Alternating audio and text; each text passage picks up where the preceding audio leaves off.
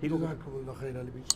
علی بھائی اگلا سوال ہے، سورج گرہن اور چاند گرہن کی اسلام میں کیا اہمیت ہے، اور سائنٹیفکلی اس کی ایکسپلیشن بھی فرما دیں پلیز۔ سائنٹیفکلی تو میرا خیال ہے آج کل سارے ہمارے مسلمانوں کو پتہ ہی ہے کہ چاند گرہن اور سورج گرہن کیوں لگتا ہے۔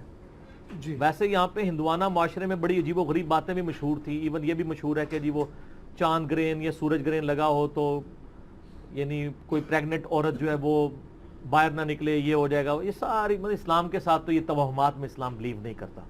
اسلام کی تعلیمات بڑی یعنی واضح ہیں۔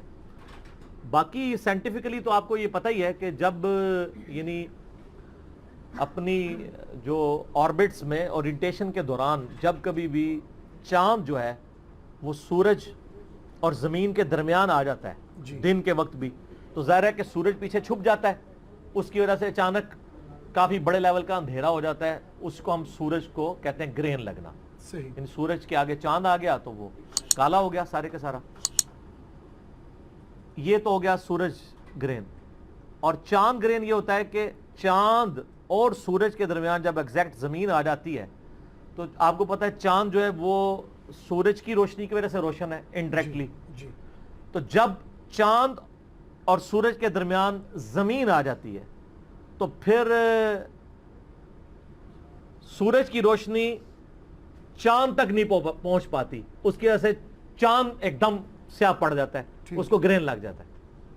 تو یہ ہے سائنٹیفیکل ریزن، صحیح۔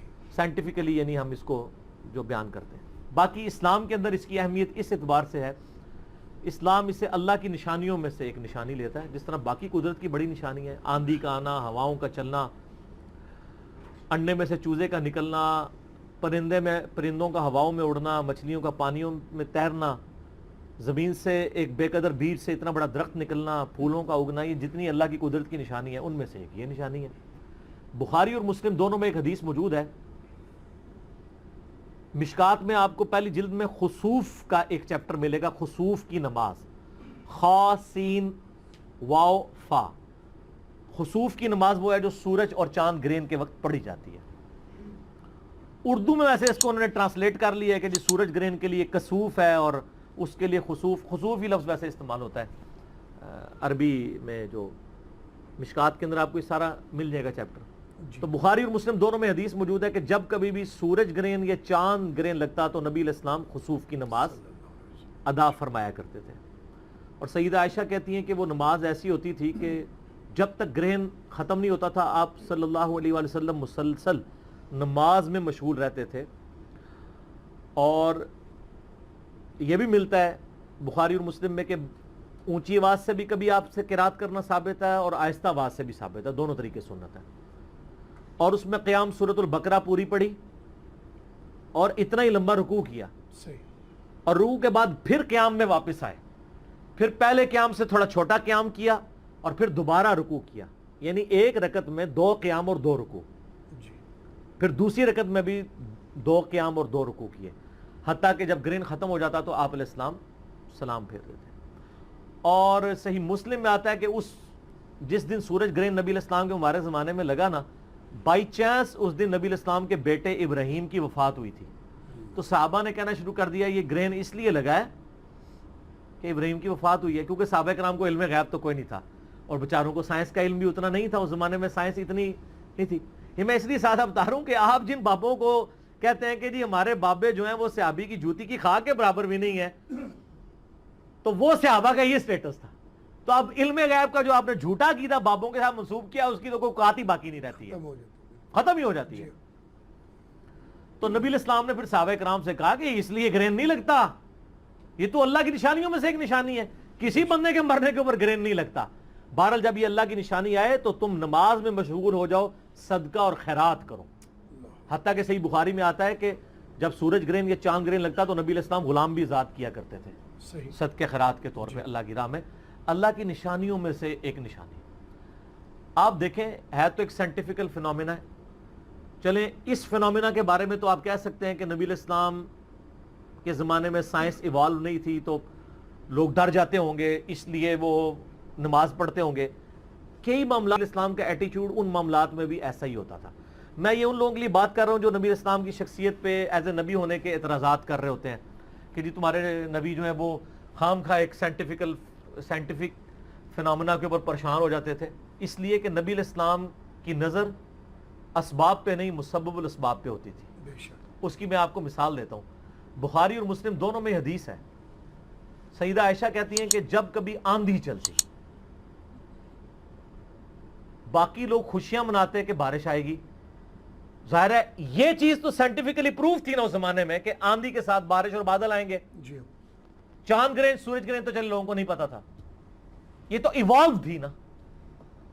تو نبی علیہ السلام آندھی آنے میں بھی پریشان ہو جاتے تھے، حالانکہ آپ کو پتا تھا کہ اس کے بعد بارش آنی ہے. تو اما عائشہ کہتی ہیں کہ نبی علیہ السلام کبھی گھر کے اندر جاتے، کبھی باہر آتے، اللہ کی تحمید، تمجید، تحلیل بیان کرتے، سورج گرہن اور چاند گرہن کے موقع پہ بھی اور آندھی کے موقع پہ بھی. تو میں کہتی یا رسول اللہ صلی اللہ علیہ وسلم یہ تو خوشی کا موقع ہے، آندھی آئی ہے، بادل آئیں گے، بارش ہوگی. ظاہرہ ریگستان میں بارش کی بڑی اہمیت ہے، جی. لوگ خوش ہوتے ہیں اور آپ پریشان ہو جاتے ہیں. ہائے ہائے ہائے. آپ نے فرمایا اے عائشہ سلام اللہ علیہ، مجھے کیا خبر کہ اس آندھی کے بعد جو بادل آئیں گے ان میں سے آگ برسے گی یا پانی. سیدہ عائشہ کہہ سکتی تھی یا رسول اللہ علیہ وسلم it is physical phenomena of nature, آپ کو نہیں پتا؟ یا رسول اللہ کو نہیں تھا پتا کہ بارش ہی برستی ہے؟ لیکن ان کو پتا تھا کہ نبی علیہ السلام کی نظر فیصلہ کرنے والے پہ ہوتی ہے، فزیکل فینومینا پہ نہیں ہوتی. بے شک. اور اس کا ثبوت یہ ہے کہ سیدہ عائشہ کو پھر حضور نے کہا کہ مجھے کیا پتا کہ آگ برسے گی، کیا تمہیں پتا نہیں ہے؟ سورہ ہود کی آیت تلاوت کی نبی علیہ السلام نے کہ جب قوم عاد کے اوپر عذاب آیا تھا تو ایک بادل کی شکل میں آیا تھا، بڑی گرمی ہوئی اور بڑے عرصے بعد ایک بادل نمودار ہوا تو ساری قوم اس بڑے بادل کے نیچے ٹھنڈک کے لیے آ گئی اور خوشیاں منانا شروع ہو گئی کہ ہم پہ یہ بادل برسے گا. اور اصل میں وہ آیا تھا عذاب قوم عاد کے اوپر. حضرت ہود علیہ السلام نے ان کو پہلے ہی کہہ دیا تھا کہ تم پہ عذاب آئے گا. وہ تو ایکسپیکٹ نہیں کر رہے تھے، انہوں نے تو یہی دیکھا تھا کہ بارش ہی برستی ہے بادل سے. جب وہ ساری قوم بادل کے نیچے جمع ہوئی، اللہ کی طرف سے آگ برسی، سارے بھسم ہو گئے. تو نبی علیہ السلام نے فرمایا مجھے کیا پتا کہ یہ جو بادل آئے ہیں اس میں میری قوم کے اوپر آگ نازل ہو جائے. تو یہ نبی علیہ السلام کا اللہ تعالیٰ کے بارے میں یقین کا ایک اعلیٰ ترین لیول ہے. انبیاء اکرام علیہ السلام اسباب پہ نظر نہیں رکھتے، مسبب الاسباب پہ رکھتے ہیں. بے شک. تو سورج گرہن اور چاند گرہن کی بس اتنی ہی اہمیت ہے کہ جس طرح قدرت کی اور بڑی نشانیاں ہیں ان میں سے یہ نشانی ہے. باقی اس کے ساتھ جتنے توہمات لوگوں نے جوڑے ہوئے ہیں، آج کے لوگوں نے کیا صحابہ کرام نے بھی جوڑ لیا تھا کہ انہوں نے کہا کہ نبی علیہ السلام کے بیٹے کی ڈیتھ ہوئی ہے اس لیے گرہن ہوا، تو نبی علیہ السلام نے اس کو اسی وقت کنڈیم کر دیا کہ ان چیزوں کے اس کے ساتھ ریلیٹ نہ کرو. ایسا نہیں ہوتا، یہ اللہ کی نشانیوں میں سے، یعنی اللہ تعالیٰ جب چاہتا ہے اس کے ساتھ ایسا معاملہ کرتا ہے. نبی علیہ السلام نے اس کو کسی شخصیت کے ساتھ منسوب نہیں کیا. ٹھیک ہو گیا. جزاکم اللہ خیر. علی بھی اگلا سوال ہے